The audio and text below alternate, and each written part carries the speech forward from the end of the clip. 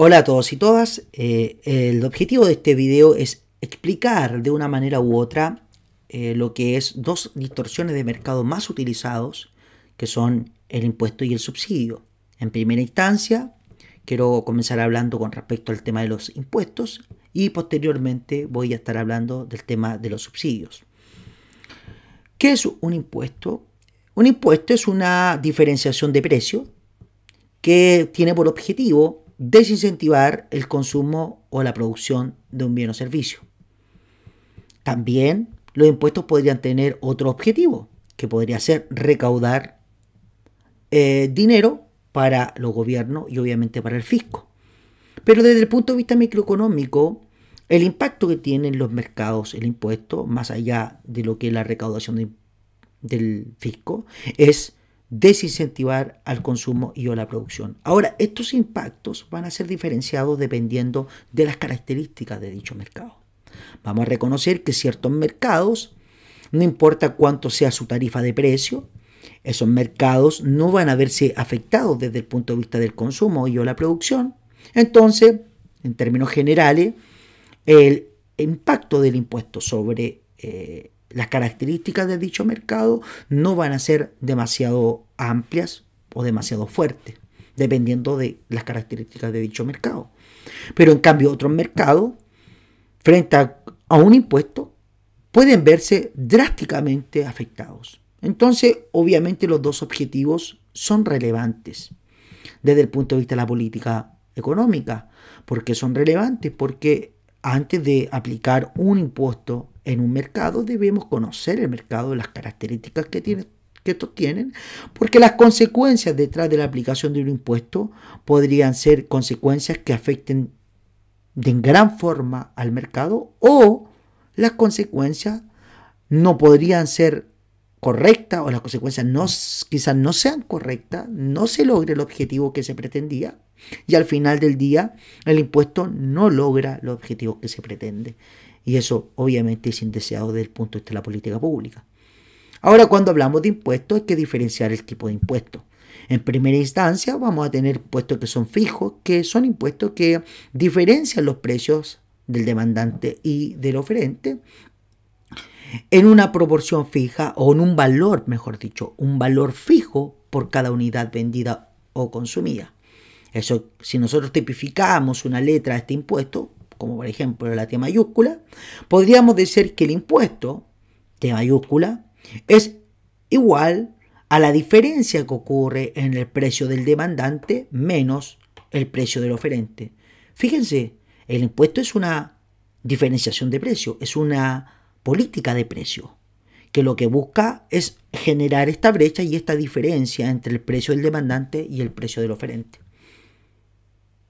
Otro impuesto es el impuesto al valor, por ejemplo, el IVA, que es más que una tarifa fija, es un porcentaje del precio del demandante versus el precio del oferente. ¿Qué características tiene obviamente este impuesto versus otro impuesto? Que obviamente depende del precio que pague el demandante o el precio que reciba el oferente, dependiendo el tipo de impuesto que estemos aplicando. Obviamente en ciertos mercados donde los ingresos son más altos y aplicamos un valor de impuesto, ese valor de impuesto va a ser más alto que otros mercados en donde quizá el precio sea más bajo, porque es un porcentaje sobre el precio que se paga. Entonces el impuesto al valor es un porcentaje sobre el precio que paga, pero sigue siendo un precio, o sigue siendo una tarifa que genera una diferencia entre lo que recibe el demandante como precio, perdón, lo que paga el demandante como precio y lo que recibe el oferente por la compra de ese bien o servicio, lo que recibe como ingreso. Entonces esa diferencia se mantiene. La única diferencia es sobre qué aplicamos el impuesto. Es un impuesto fijo, en donde no importando el lugar en donde estemos, el impuesto sigue siendo el mismo, o es un impuesto que depende del precio del demandante o del oferente. Ahora, ¿qué impactos tiene sobre los mercados este impuesto? Imaginemos el caso de una demanda y una oferta. en donde su comportamiento es normal o podríamos llamarle demandas normales y ofertas normales. Y obviamente esta demanda y esta oferta van a tener un equilibrio sin impuesto, en donde el impuesto no existe. Y ese equilibrio va a estar dado por P asterisco y Q asterisco.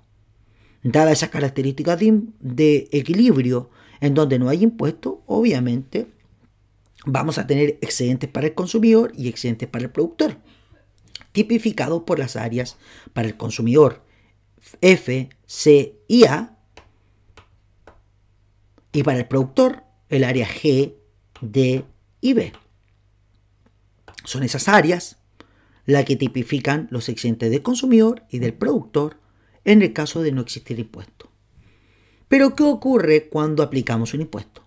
No importa cuál sea, si es fijo, al valor, tanto para el demandante o tanto para el oferente. Siempre va a generar la misma diferencia de precio, que es precio de demanda menos precio de oferta. Es decir, el precio del demandante va a ser más grande que el precio del oferente. Siempre va a ocurrir lo mismo. Ahora, no importando si yo hago un porcentaje sobre el precio de oferta o un porcentaje sobre el precio de demanda, siempre va a ser el mismo. O si esto, en vez de que sea el porcentaje, es un T mayúscula, siempre va a ser la misma diferencia, precio demandante menos precio oferente. ¿Cómo podríamos tipificar este impuesto? Obviamente, al ser precio demandante más grande que el precio oferente, tiene que ir hacia el lado izquierdo. Además, eso va en la línea del objetivo, que es desincentivar la producción y el consumo. En este caso particular. Si yo coloco una línea acá, diferenciadora, que se llamaría impuesto, podríamos ser T mayúscula, marcaría una diferencia. El precio del demandante, dado esta línea que se está generando, sería PD y el precio del oferente sería PS. Claramente el precio del demandante es más grande que el precio del oferente. Y la diferencia entre ambos precios sería el monto del impuesto. Ahora, al tener esa diferencia, tenemos impactos relevantes sobre la producción. Que ahora la producción y o el consumo va a ser Q de T en el mercado y no Q asterisco. Disminuyó el consumo y o la producción en este mercado. Entonces, se logró el objetivo, que es la disminución, dadas las características del mercado. Obviamente, el impacto sobre QDT depende en gran medida, de las características del mercado. Depende en gran medida de las elasticidades de demanda y de oferta. Si ustedes comienzan a mover las elasticidades, van a tener distintos impactos sobre la producción y el consumo. Una curva de demanda más inelástica va a tener un impacto menor sobre la producción y el consumo. Una demanda más elástica va a tener un impacto mayor sobre el consumo y la producción. Entonces, el impacto sobre el incentivo, mejor dicho, el desincentivo en la producción o consumo, depende de la forma del mercado, depende de la elasticidad que tengan los demandantes o los oferentes, en este caso. Veamos qué pasa ahora. Dadas las características de este mercado, dado el impuesto que se ha aplicado, qué pasa con los excedentes del consumidor y del productor con impuesto. En primera instancia, si nosotros aplicamos el impuesto, el precio que paga el demandante va a ser PD ahora y no P asterisco. Y si yo obtengo el excedente del consumidor, ahora el excedente del consumidor va a ser simplemente el área A. Por otro lado, cuando vemos lo que pasa con el oferente ya no recibe P asterisco como precio por la venta de su producto, sino PS. Al recibir PS, el excedente del productor quedaría limitado solamente a la área P. Entonces, ¿qué ocurrió en este mercado? Obviamente el excedente del consumidor se vio afectado. El excedente del productor también se vio afectado. Para el consumidor, él perdió el área F y el área C. Antes las tenía, ahora no las tiene. Para el productor, él perdió el área G y el D. Antes las tenía esa área, ahora ya no las tiene. Ambos se vieron afectados por esta política. Pero, ¿quién ganó en el mercado? Ganó el Estado, a través de lo que llamamos nosotros la recaudación fiscal. En este caso, R.F, recaudación fiscal. ¿Y cuál va a ser la recaudación fiscal? La recaudación fiscal no es nada más que el monto de impuestos por la cantidad producida en el mercado. ¿Sí? Y el monto del impuesto es esta brecha. Y lo que se produce en el mercado con impuesto es QDT. Entonces, este rectángulo o cuadrado, dependiendo de las características del mercado y el impuesto que se esté pagando, es la recaudación del fisco. Sería el área SD que tengo tipificado acá. Pero, en términos totales, aquí ocurrió una pérdida en la sociedad. ¿Y por qué ocurrió esa pérdida? Porque hay dos áreas que se pierden por parte del consumidor y del productor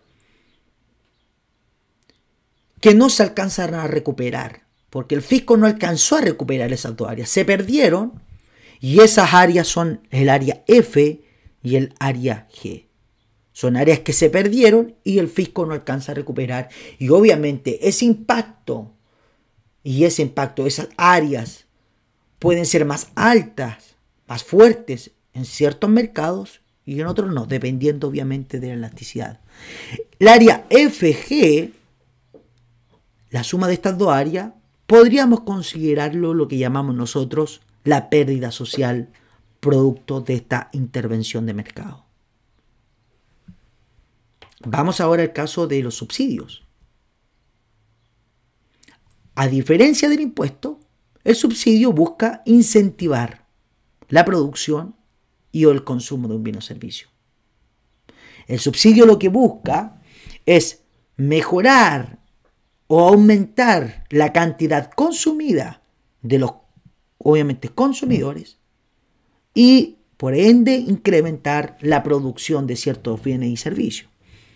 Por ejemplo, subsidio a la vivienda. Si no existiese subsidio a la vivienda, lo más probable es que no podrían todos los actuales individuos que pueden acceder a una vivienda, no podrían todos acceder a la vivienda. ¿Por qué? Porque requiere un nivel de ingreso bastante considerable. Entonces, subsidio a la vivienda lo que permite es incrementar la opción a los consumidores de tal manera de que aumenten en el mercado esos consumidores, dado el precio de equilibrio de la vivienda, por lo caro que es, y a la vez el productor se ve incentivado a producir más, porque va a recibir más dinero de parte tanto de los consumidores agregado a lo que agrega obviamente el subsidio. Ahora, al igual que el impuesto, vamos a tener subsidios fijos y subsidios al valor.